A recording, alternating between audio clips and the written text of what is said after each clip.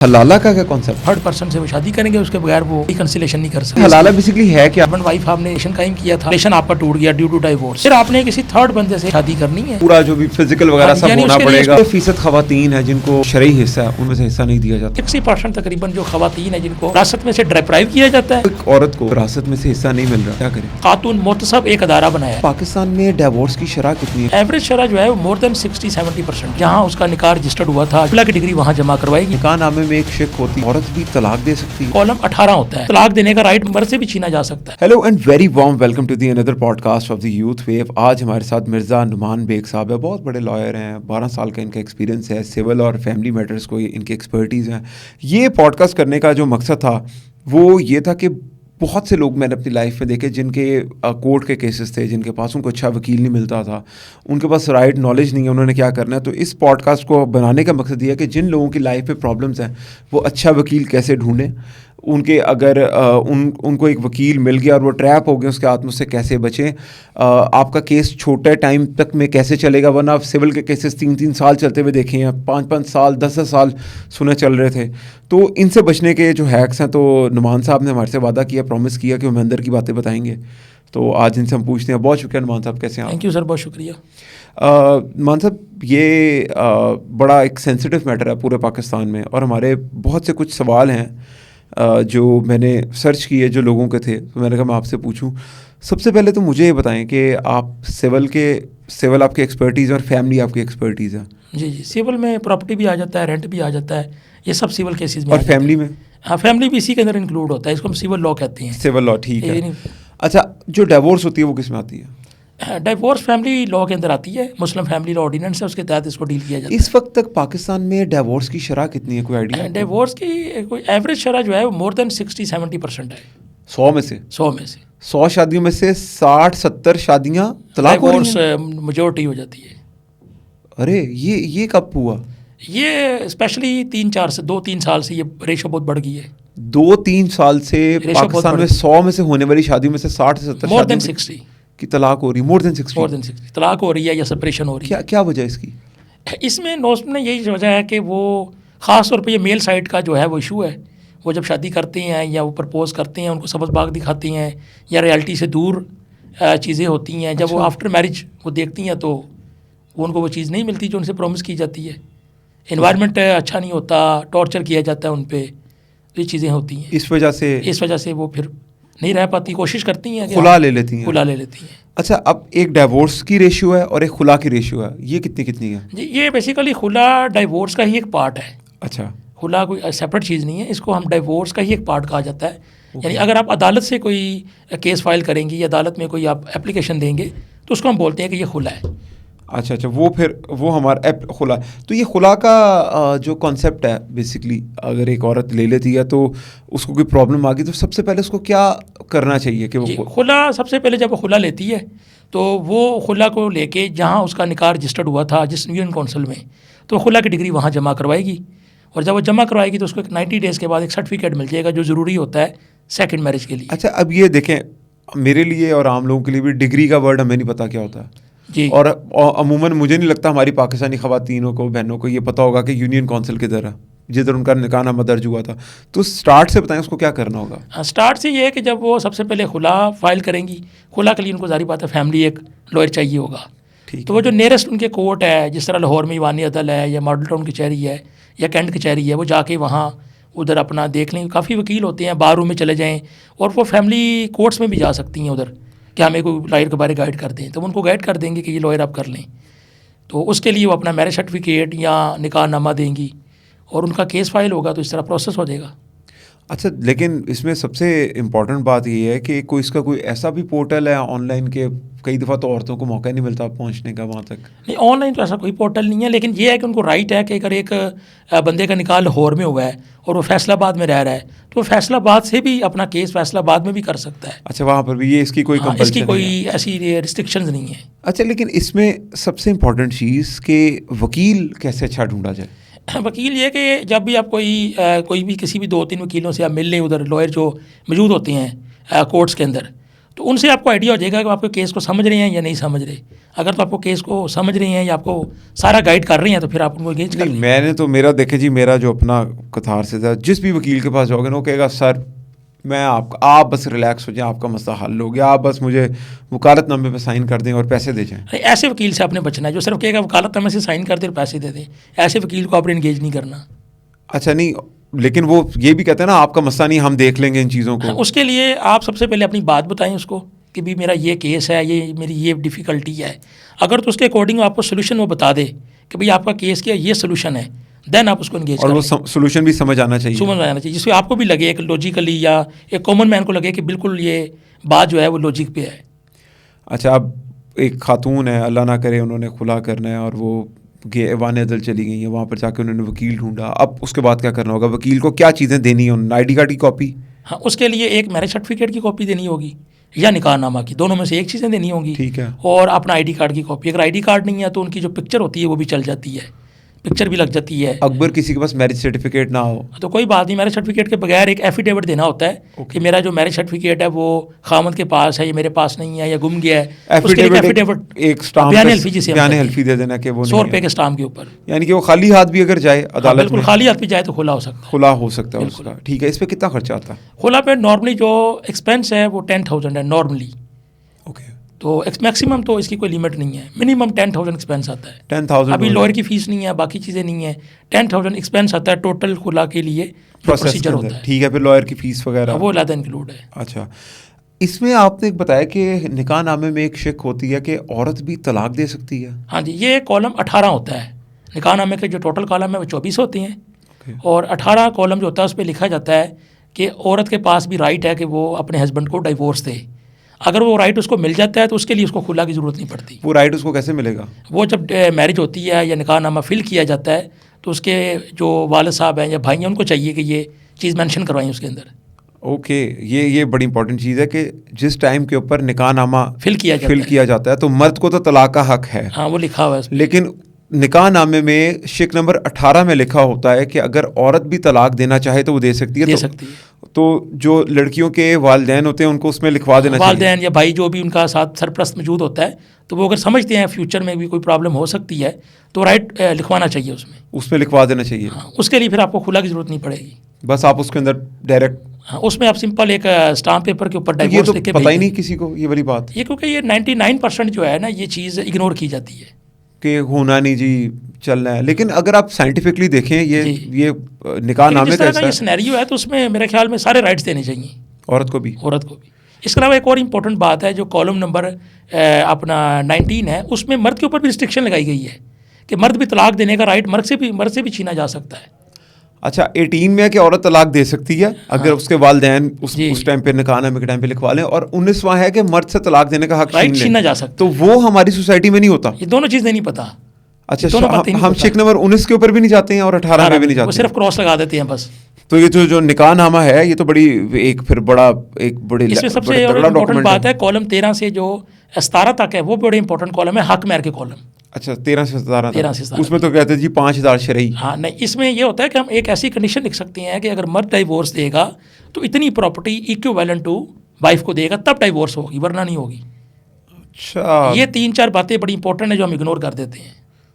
तो क्या करना क्या चाहिए फिर? यही है कि जब निकाह फिल किया जाए और दोनों फैमिलीज़ की सिचुएशन को सामने रखते हुए निकाहनामे को बड़ा एक्यूरेटली फिल करवाना चाहिए। तो वो तो मौलवी साहब होते हैं जो आके निकाहनामा फिल करते हैं। नहीं, इसमें आपके जो पेरेंट्स हैं, जो भाई हैं, या जो भी एजुकेटेड पर्सन है, उनका ये है कि वो रोल प्ले करें इसके अंदर। यानी कि निकाहनामा भी फिल कराना मेरे ख्याल में अगर निकाहनामे को अच्छी तरह फिल किया जाए तो जो मेल और फीमेल दोनों फिर फ्यूचर में इतनी जल्दी डाइवोर्स नहीं देंगे एक दूसरे को। ये बहुत इंपॉर्टेंट बात है।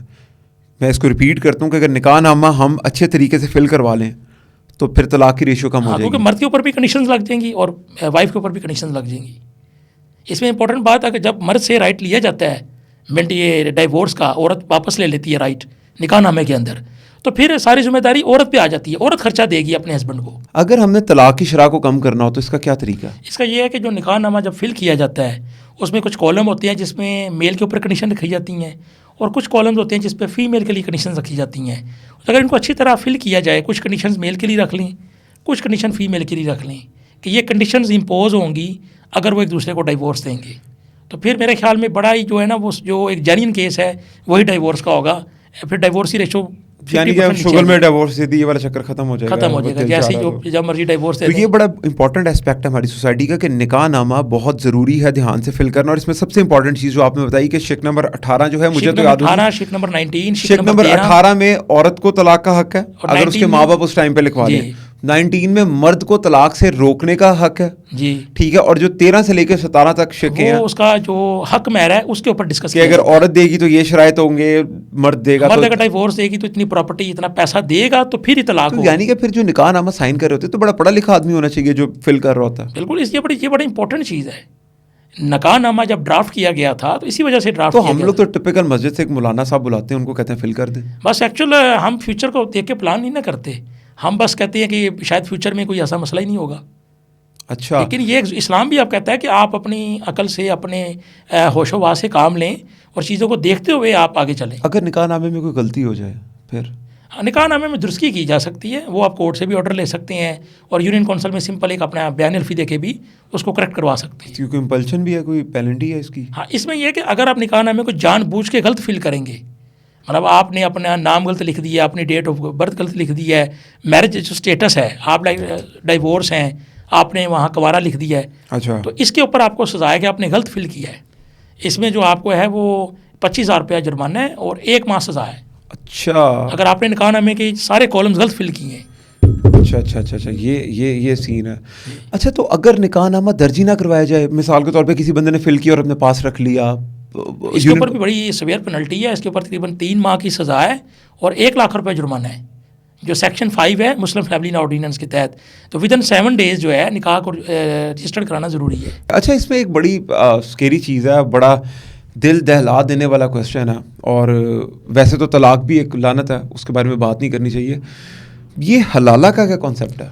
हलाला का बेसिकली कोई ऐसा लॉ के अंदर तो कॉन्सेप्ट नहीं है। जो फैमिली लॉ है हमारे, उसमें ये होता है कि जब भी कोई बंदा तलाक देता है या कोई खुला लेता है, उसके लिए 90 डेज़ का एक प्रोसीजर टाइम दिया गया है। अगर किसी बंदे ने गुस्से में तलाक बोल दिया 3 दफ़ा, ठीक है, या किसी ने खुला ले लिया है, तो उसके लिए ये कि जब वो 3 दफ़ा तलाक बोलेगा या खुला लेगी वो औरत जो है, तो 90 डेज़ तक जो है ना वो रिकन्सिलेशन कर सकते हैं। उसके लिए दोबारा पैचअप हो सकता है। उसके लिए किसी थर्ड पर्सन के साथ शादी करना ज़रूरी नहीं है। और 90 डेज़ दिनों और जब 90 डेज़ कंप्लीट हो जाते हैं, लेकिन ये 90 डेज़ कब स्टार्ट होंगे? जब आप खुला को यूनियन काउंसिल में लेके जाएंगे, या मर्द अपने मुंह से तलाक निकाल 3 दफ़ा तलाक कह देता है, ठीक है, फिर स्टार्ट होंगे। लेकिन सम टाइम हमने खुला ले लिया और खुला को यूनियन काउंसिल में नहीं लेके गए, फिर भी 90 डेज स्टार्ट नहीं होंगे। अच्छा, जब वो यूनियन काउंसिल में जाएगा जमा होगा तो तब 90 डेज स्टार्ट। अच्छा, 90 डेज भी हो गए, उसके बाद क्या? जब 90 डेज हो गए तो फिर एक सर्टिफिकेट मिलता है दोनों को, उसको बोलते हैं तलाक सर्टिफिकेट।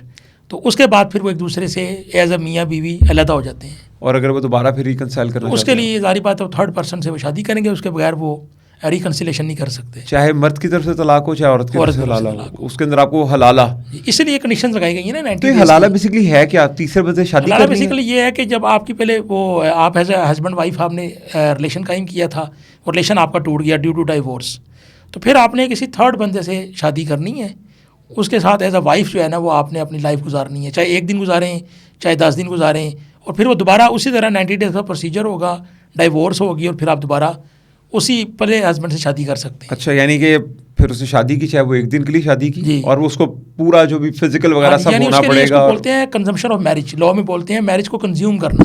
अच्छा, तो उसके साथ उसको कंज्यूम करना पड़ेगा, फिर उसको डिवोर्स देगी, फिर वो डिवोर्स उसी तरह 90 डेज का टाइम होगा। ओके, डिवोर्स होगी, 90 डेज गुजरेंगे, देन दोबारा शादी होगी। ये तो बड़ा स्केरी सीन है। लेकिन और 90 डेज़ का मैं समझता हूँ कि 90 डेज़ का जो टाइम है ये इसीलिए इसमें लॉन्च किया गया है कि ताकि 3 महीने का टाइम है, अगर कोई गलती में या गुस्से में कोई चीज़ हो गई है तो रिवर्स हो सकती है। अच्छा, वो इसीलिए टाइम है। अच्छा, इसके अंदर सबसे इंपॉर्टेंट चीज़ है, क्योंकि आप सिविल के भी देखते हैं, सिविल के बारे में मशहूर है कि जो सिविल अदालत में चला गया, सिविल कोर्ट में चला गया, वो बस 10, 20, 25 साल के लिए उसका केस चलेगा। जिस तरह हमारे यहाँ लाहौर में वानी दल है, इसको वानी दलदल भी कहते हैं। अच्छा, वानी दल को दूसरे नाम लोग कहते हैं ये वानी दलदल है। अच्छा, फंस गया, जब आप आ गए तो दलदल में फंस गए हैं।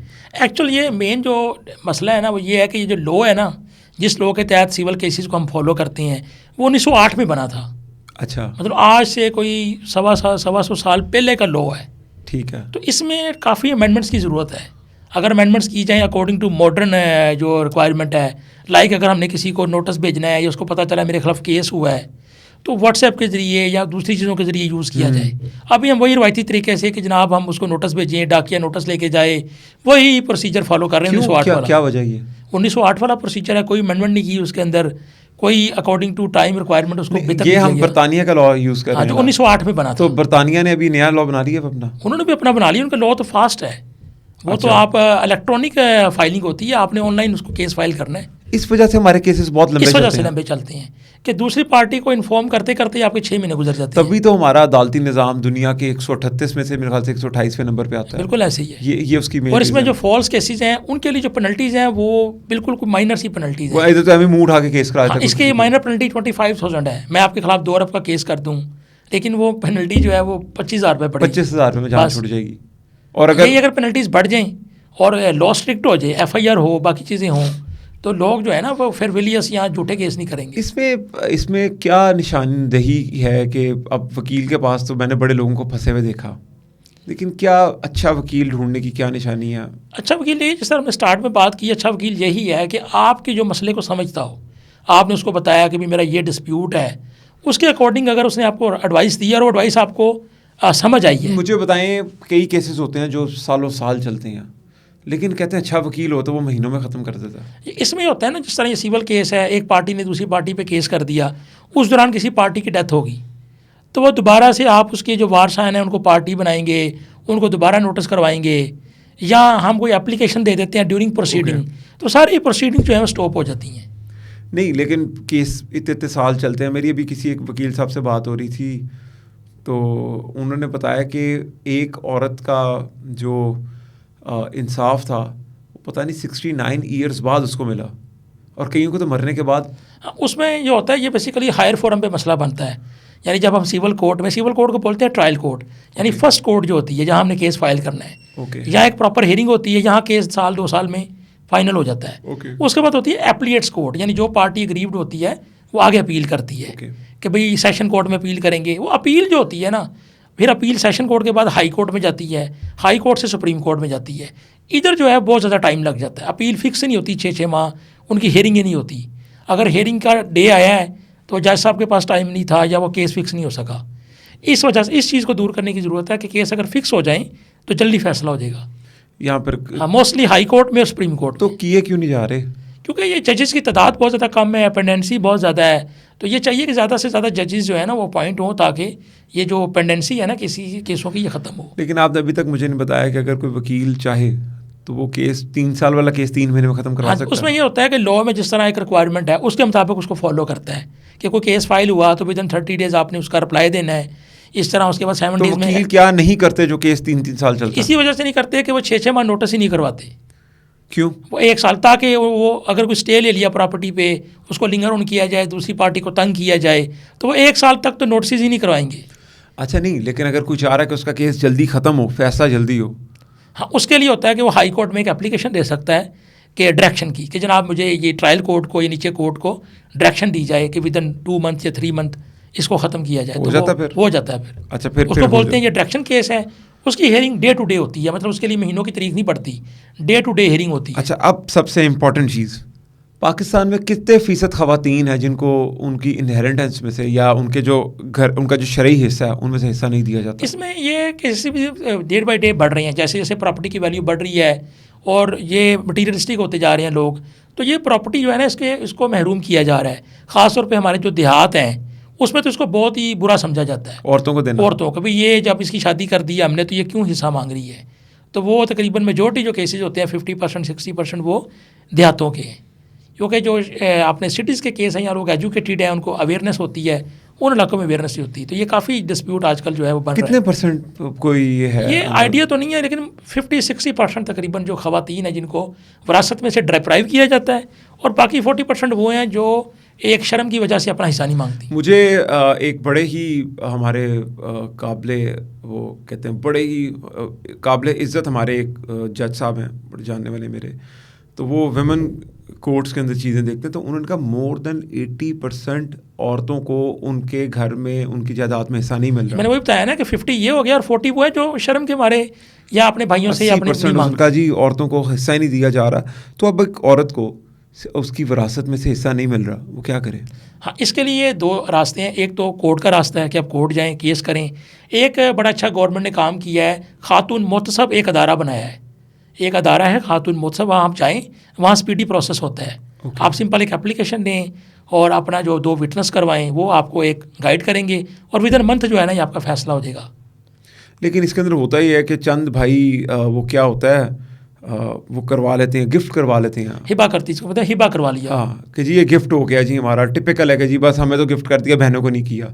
तो कितना स्केरी है कि कहते हैं कि जी बेटियों को गिफ्ट नहीं हुआ, बेटों ने सारा गिफ्ट करवा लिया। इसकी क्या वैल्यू है? इसकी कोई वैल्यू नहीं है, क्योंकि देखें एक बंदा है, अगर उसके 5 बच्चे हैं, 3 उसके बेटे हैं, 2 बेटियाँ हैं, तो वो अब तो ये हमारे सुप्रीम कोर्ट की जजमेंट भी आ गई है कि आप बाकी अपनी जो औलाद है या जो बेटे बेटियाँ उनको डिप्राइव नहीं कर सकते।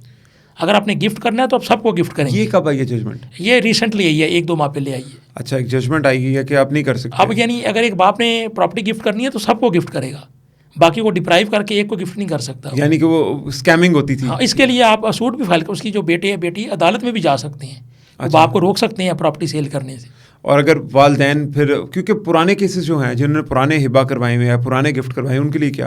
उनके लिए है कि वो पुराने हिबा करवाए हैं, वो फैसले एपीलेट कोर्ट में चल रहे हैं, सुप्रीम कोर्ट में चल रहे हैं, तो ये जो जजमेंट है तो ट्रायल कोर्ट पे एप्लीकेबल होगी ना, जहाँ हम फर्स्ट कोर्ट में जाते हैं। ओके, इस वजह से वो पेंडेंसी बढ़ गई है उनकी। अच्छा, ये ट्रायल कोर्ट में, यानी कि इधर अवान अदल में इसका फैसला हो अवान जाएगा? अदल में होगा इसका। अच्छा, वेरी नाइस। तो ये जो अब मुझे ये बताएं स्पेसिफिकली कि जिन औरतों को जायदाद में हिस्सा नहीं मिलता, वो सबसे पहले क्या करें, किस अदालत में जाएं? वो सबसे पहले मुझसे अदालत, आपने मुझसे अदालत बोला, वहाँ पर जा सकती हैं वो। दूसरा, उन्होंने जजमेंट दे दी अभी कि जिन लोगों ने जो विरासत में डिप्राइव नहीं किया जा सकता, यानी कि जो हिबा का कॉन्सेप्ट एक बनाया गया था कि भाई अपने नाम जायदाद करवा लेते थे, हमें गिफ्ट हो गई जी, वो भी अब टर्मिनेट हो गया। बिल्कुल।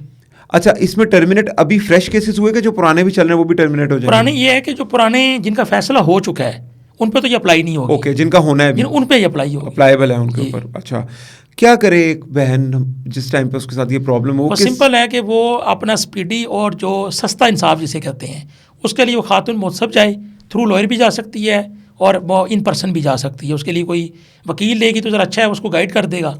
और ख़ुद भी जा सकती है। वो जाके सिंपल एक एप्लीकेशन देगी, उसमें बताएगी कि ये प्रॉपर्टी है, अगर कोई सबूत है तो वो भी लगाएगी। वो जो है वहाँ प्रॉपर स्पीडी प्रोसीजर होता है और वो जो है उसको कब्ज़ा भी मिल जाता है, उसको हिस्सा भी मिल जाता है। अच्छा, ज़बरदस्त। अच्छा, इसमें हमारे ओवरसीज़ जो हैं उनकी शादियों का और डिवोर्स का एक बहुत बड़ा चैप्टर है जी, कि कई ओवरसीज़ होते हैं, पाकिस्तान में आके शादी करनी होती है, अब ऑनलाइन भी निकाह हो रहे हैं। बिल्कुल। फिर कागज़ बनते हैं, लड़कियों के वो उधर चली जाती हैं, लड़कों के कागज़ बनते हैं उधर चले जाते हैं। इस बारे में आपका क्या कहना है? इसमें यह है कि जो ओवरसीज़ मैरिज और डाइवोर्स के लिए ये है कि अगर जो फीमेल है वो बाहर है, जो मेल बाहर है, तो वो अपने स्पेशल टार्नी देंगे किसी को भी, अपने भाई को, अपने फादर को, उनके थ्रू वो कोर्ट में केस फाइल करेंगे और उसके बाद उनकी जो एविडेंस है ना वो इलेक्ट्रॉनिक होगी, व्हाट्सएप पे या स्काइप पे उनकी एविडेंस हो जाएगी। ये एक गवर्नमेंट ने बड़ा अच्छा काम किया है कि इलेक्ट्रॉनिक एविडेंस उनकी हो जाती है और थ्रू टार्नी वो अपना केस फाइल करेंगे। इसी तरह अगर उन्होंने शादी करनी है तो अगर सपोज लड़का बाहर है और लड़की इधर है तो उधर भी एक विटनेस होगा लड़के के पास और इधर भी लड़की के पास भी एक विटनेस होगा जो दोनों को आइडेंटिफाई करेगा। उसी तरह बारात जाएगी और कारी साहब होंगे, निकाह होगा और वो ऑनलाइन एक दूसरे को आइडेंटिफाई करेंगे और उसकी बिल्कुल लीगल वैल्यू है। अच्छा, लीगल उसकी पूरी। इसके ऊपर ये रिक्वायरमेंट्स कर दी है ना कि बारात जाएगी, प्रॉपर पूरी मैरिज सेरेमनी होगी और एक विटनेस लड़के के पास बैठा होगा, एक विटनेस लड़की के साथ होगा जो दोनों को आइडेंटिफाई करेगा कि ये वही लड़का है और ये वही लड़की और ये शादी कर रहा है रजामंदी के साथ, और वो उसके घर वाले बारात लेके जाएंगे और उसकी बिल्कुल वैलिड। तो ये इंटरनेशनल डिवोर्स जो है इसका फिर क्या कॉन्सेप्ट है? इंटरनेशनल डिवोर्स अब डायरेक्ट नहीं हो सकती, थ्रू अटार्नी होती है। ओके, मतलब आपने थ्रू स्पेशल अटार्नी अपना डिवोर्स देनी है। अच्छा, उसके बगैर नहीं हो सकती? उसके बगैर डिवोर्स नहीं होगी, क्योंकि अगर आप डिवोर्स भेजते हैं तो उसकी कोई वैलिडिटी नहीं है ना कि आपने भेजी है, किसी और ने भेजी है। तो स्पेशल अटार्नी जो एक रजिस्टर्ड डॉक्यूमेंट है, फिर उसकी जो है ना कोई डाउट नहीं रह जाता उसके अंदर। अच्छा, अब आप अगर बताएं जो मौजूदा हालात हमारे इस मुल्क के चल रहे हैं, आपने बताया कि मोर देन 80% खुला दर्ज, 60% खुला दर्ज हो रहे हैं। मोर देन 50 केसेस जो है वो लाहौर में फाइल होती हैं, लाहौर सिटी के अंदर 100 में डेली बेसिस पे। ठीक है, और इसमें क्या लॉ को, कानून को स्ट्रॉन्ग करने के लिए क्या लेजिस्लेशन करनी चाहिए? सरकारी इदारों को क्या करना चाहिए अभी? ये लेजिस्लेशन यही है कि फैमिली लॉ के अंदर जो है ना अमेंडमेंट की जाए, पनिशमेंट्स को बढ़ाया जाए, फाइन्स को बढ़ाया जाए और निकाहनामे को बेहतर किया जाए, इन चीज़ों को बेहतर किया जाए। अच्छा, आप औरतों की बात कर रहे थे, औरतों के साथ बहुत ज़्यादा हरासमेंट भी होती है आजकल। एक वो मरीम नवाज ने इंस्टॉल किए हैं कुछ आई थिंक बटन छटन जी जी कि आप करें फ़ौरन पुलिस आ जाएगी, लेकिन वुमेन हरासमेंट जो हो रही है और कई औरतें बता नहीं पाती क्योंकि साइबर हरासमेंट भी होती है, कई के कोई बॉयफ्रेंड्स होते हैं उनकी वीडियोस फायर कर लेते हैं उनको, फिर उनको ब्लैकमेल करते हैं, क्या करना चाहिए इसी? हाँ, जब भी कोई हरासमेंट का केस होगा, बेसिकली ये हरासमेंट एक्ट है 2010, वर्क प्लेस हरासमेंट 2010 ही गवर्नमेंट ने लॉ बनाया है। Okay. इसके तहत खातून मुतसब जो विरासती कवानीन को डील करती है उसी के पास आप कंप्लेन फाइल कर सकते हैं। तो वो आप जो है वो वहाँ कंप्लेन फाइल करें, वो बिल्कुल एक प्रॉपर इंक्वायरी होगी और जिसके खिलाफ भी हरासमेंट साबित हो जाएगी तो उसको डिसमिस भी किया जा सकता है, उसको सज़ा भी दी जा सकती है। तो ये खातून मुतसब अदारा जो है ये प्रॉपर्टी मैटर को भी डील करता है और हरासमेंट को भी डील करता है। अच्छा, मैं अपने क्वेश्चन की तरफ आऊँगा कि जिन लड़कियों की मिसाल के तौर पे ब्लैकमेलिंग का शिकार हो जाती हैं, वो किसी को ना चाहते हुए भी कोई अपनी तस्वीर भेज देती हैं या किसी के साथ एक कंफर्ट जोन में आ जाती हैं और उसके बाद उनको कोई ब्लैकमेल करने लग जाता है, उनको क्या करना चाहिए? उनको फिर साइबर क्राइम में जाना चाहिए। FIA का एक विंग है साइबर क्राइम, वहाँ गवर्नमेंट ने एक लॉ बनाया है जिसे बोलते हैं PICA 2016, prevention of electronic crime act. उसके तहत FIR होती है और उसकी बड़ी सख्त सज़ा है। तो वो फॉरम बहुत बेस्ट है कि वो साइबर क्राइम में एप्लीकेशन दें, जो भी उनकी पिक्चर है, जो भी फेसबुक पोस्ट है, उसका लिंक साथ लगाएं और वो जो है प्रॉपर कार्रवाई होगी। नहीं, अगर कई दफ़ा ऐसे होता है ना कि लड़कियां शर्मा रही होती हैं, अपने घर भी बात नहीं कर सकती, अपने पेरेंट्स से भी बात नहीं कर सकती, और वो भी कह रहा होता है मैं डाल दूंगा, डालता भी नहीं है, लेकिन वो बीच में आपको ब्लैकमेल करता रहता है, तो वो फ़ौरन साइबर क्राइम, वो बिल्कुल साइबर क्राइम में जाएं। और वो साइबर क्राइम वाले जो हैं विदिन डेज जो है वो FIR भी करते हैं और बंदे को ट्रेस भी करते हैं। अच्छा, सारा मसला रिजॉल्व कर देते हैं। बिल्कुल, और बहुत ही इफेक्टिव विंग है। अल्लाह ना करे अगर किसी की कोई चीज़ इंटरनेट पे डाल दी जाए तो वो रिमूव भी हो जाती है फिर? बिल्कुल, वो जो साइबर क्राइम है वो रिमूव भी करेगा उसको, क्योंकि वो विंग ही इसी चीज़ के लिए बनाया गया है। FIA का जो साइबर क्राइम है वो डील इसी चीज़ को करता है। कोई रिसेंट वाक़या आपके ज़हन में इससे रिलेटेड कोई हुआ हो भी? उसमें ये होता है कि वो जैसे वो अपलोड होती है और वो उनके वो शिकंजे में आता है बंदा, तो वो पिक्चर रिमूव हो जाती है, ट्रेस करके फ़ौरन तो रिमूव। ये रूटीन का काम है, ये तो रूटीन में हो रहा है ऐसे। अच्छा, हमारा जो आखिरी क्वेश्चन है ना वो इम्पॉर्टेंट है। खैर अब तो आवाम के पास इतने पैसे नहीं है कि कोई सेल परचेज़ करे, लेकिन जो प्रॉपर्टी की सेल और परचेज़ है इसकी डॉक्यूमेंटेशन, क्योंकि लोगों के साथ बहुत स्कैमिंग होती है, क्या करना चाहिए? इसके लिए कि अगर वो किसी सोसाइटी में प्लॉट ले रहे हैं तो सबसे पहले सोसाइटी की जो फाइल है, फाइल सिस्टम है, जो ट्रांसफ़र सिस्टम है, उसको LDA से वेरीफाई करें। ओके। कि ये जो जिस तरह हमारे रोड में LDA है, इस्लामाबाद में FDA है, CDA है, इस तरह अदारे बने हुए हैं, तो वो उधर जाके पता करें कि ये जो सोसाइटी है ये रजिस्टर्ड है या नहीं रजिस्टर्ड है। अच्छा। इसी तरह अगर वो सोसाइटी से हट के किसी जगह पे कोई प्रॉपर्टी परचेज़ कर रहे हैं तो वहाँ जो रेवेन्यू ऑफिस है, जिसे हम पटवार खाना कहते हैं, वहाँ जाके उसकी ओनरशिप को वेरीफाई करें कि ये जिस बंदे से हम प्रॉपर्टी खरीद रहे हैं इसी के नाम पे है या किसी और के नाम पे। एक तो ये बड़ी इंपॉर्टेंट है। सेकंड, जब वो अपना एग्रीमेंट करें अपना कि ठीक है सारा कुछ वेरीफाई हो गया है, ओनरशिप भी और हर चीज़, तो उसके लिए वो किसी लॉयर के ज़रिए एग्रीमेंट करना चाहिए कि जब वो एग्रीमेंट उसको कह रहे हैं टर्म्स कंडीशंस कितना टाइम होगा, पेमेंट कब होगी, इस चीज़ को थ्रू लॉयर जो है वो किया जाए ताकि फ्यूचर में कोई नुकसान ना हो, स्कैमिंग से बचा जा सके। तो जो लोगों के पास अगर लॉयर शॉयर नहीं होता वो कहते हैं यार खुद ही कर लो, पैसे बचा लो, तो यही वजह होती है। फिर वो कल को कोर्ट में आ रहे होते हैं, हमारे पास ही आते हैं, लॉयर रखना बहुत ज़रूरी है। वो आते हैं, वो कहते हैं ये एग्रीमेंट है, वो एग्रीमेंट में जान नहीं होती, वो उसमें बड़े ब्लंडर होते हैं। तो बेहतर यही है कि आप किसी ऐसे बंदे को जो बेहतर समझता हो लॉ को, उसके ज़रिए एग्रीमेंट करना चाहिए। जहाँ आप इतनी लाखों की प्रॉपर्टी खरीद रहे हैं तो आप थ्रू लॉयर जो है ना एग्रीमेंट करें। अच्छा, कोई आपकी ज़िंदगी का, आपको 10 से 12 साल हो गए प्रैक्टिस करते हुए, कोई ऐसा केस जिसने आपका दिल दहला दिया हो? ये फैमिली के लिहाज से या प्रॉपर्टी के लिहाज से? कोई भी फैमिली, आपको भी फील हुआ, आप पर्सनली इन्वॉल्व हो गए उस केस में? उसमें यही फील हुआ है, एक फैमिली केस आया था मेरे पास, काफ़ी पुरानी बात है। वो जो थी जिन्होंने फैमिली केस किया था वो अपने ससुराल में रह रही थी, शादी को अभी 1 माह हुआ था, उनके हस्बैंड सऊदी अरब चले गए थे और वो उधर हैं और वो अपने ससुराल में रहते हुए खुला फाइल कर दिया उन्होंने। अच्छा। और जब वो केस आया, पता चला, उनसे वेरीफाई किया, कहते मैंने तो किया ही नहीं है। इस तरह करते करते उन्होंने ससुराल में रह के खुला लिया है और खुला लेके उनके वो वालिदैन भी गायब हो गए, वो भी गायब हो गई। तो वो केस मैंने आज तक जो है ना भूल नहीं पाया अपना केस। वो बोला नहीं, वो किधर गायब हो गई थी? मतलब वो खुला लेके लड़की भी गायब हो गई, उसके वालिदैन भी गायब हो गए। अच्छा, आपसे राब्ते में नहीं है कि वैसे गायब हो गए? मैं तो लड़के की तरफ से था ना, मैं तो अपोजिट साइड पे था। अच्छा, खुला लिया उन्होंने अपने ससुराल में रहते हुए। अच्छा। और ससुराल में उनको यही कहा कि ये किसी और नाम का है, मैंने इसको फाइल नहीं किया। ओके। मैंने इस केस को फाइल नहीं किया, ये किसी और लड़की ने फाइल किया, कोई और नाम है, मेरा नाम नहीं है ये। अच्छा, उनके नाम पे? उनके नाम पे। अच्छा, तो वो किधर गायब हो गए? पता नहीं वो किधर हो गए। 1 माह हुआ शादी को, उसके बाद लड़की अपने वालिदैन को मिलने गई है, जी मैं आती हूँ मिल के। उसके बाद रब्ता किया ससुराल वालों ने, तो वो ना लड़की का नंबर मिल रहा था ना उनके वालिदैन का नंबर मिल रहा था। पुलिस कंप्लेन तो करनी चाहिए थी वैसे। पुलिस कंप्लेन तो खैर की है, लेकिन वो उसके बाद हमें पता नहीं चला वो कहाँ अच्छा, गए। वो आपका हो गया। ये केस जो था ये मैं तकरीबन बड़ा एक अजीब सा केस था। कोई हिस्ट्री का ऐसा केस आपने देखा हो, क्योंकि आप ईवान दलदल में होते हैं, कि जो कहते हैं वो कहते हैं आम का पौधा दादा लगाता है पोता खाता है, इस तरह का तो बेशुमार केस हैं ये, आपकी अदालतें रोज़ाना यही काम होती हैं वहाँ। कितना टाइम आपने मैक्सिमम लंबा केस कितना चलता हुआ देखा? मैक्सिमम लंबा चलता हुआ केस जो ईवान अदल में है वो मोर देन 15 ईयर्स भी चला है, 20 ईयर्स भी चला है। 15 और 20 ईयर्स चलते हुए देखे आपने? तकरीबन 10 ईयर से नॉर्मल है। नहीं यार 10 ईयर आप तो ये आप थोड़ा सा लॉ अमेंड हुआ है और कोर्ट इसमें बड़ा अच्छा काम किया है मरीम नवाज़ ने, वज़ीर आला पंजाब ने, कि जो कोर्ट फीसिस है ना वो बढ़ा दी हैं। अच्छा, उससे ये है कि जो फॉल्स केस है ना उनकी रेशो कम होगी। अब पहले कोर्ट फीस होती थी 2 रुपये की, अब कोर्ट फीस कर दी है 500 रुपये की। अच्छा, इसी तरह 1000 की कर दी है, 15,000 की कर दी है। उससे यह है कि जो फॉरविलियस केस झूठे केसेस है ना वो नहीं आ रहे, बड़े कम हो गए हैं। वरना केस चलते रहते वरना थे। केस तो ऐसे जिसका जो दिल किया वो केस कर देता था। लेकिन 10-15 साल एक बंदा अदालतों के अंदर घूमता फिरता है तो कई दफ़ा तो कई लोग तो बीच में छोड़ जाते होंगे, यार हमें नहीं हक जी चाहिए। ऐसे ही है, नॉर्मली लोगों का होता है कि जी बस सिर्फ स्टे लेना है और उनकी काफ़ी लोगों की सेटलमेंट भी हो जाती है आपस में। आपस में। बिल्कुल ठीक है। लेकिन आप ये होता है कि इसमें ज़्यादा जो गुस्सा होता है ना वो ईगो का होता है। दोनों पार्टी एक दूसरे को नीचा दिखा रही होती हैं, लेकिन 1-2 साल बाद जब गुस्सा 5 साल बाद ठंडा हो जाता है तो फिर इनको कंप्रोमाइज लेकिन अदालतें 5 साल निकलवा देती हैं आपके अदालतें यहाँ। जो है वो 5 साल आपकी निकला देती हैं जब तक कि 1908 का लॉ रहेगा।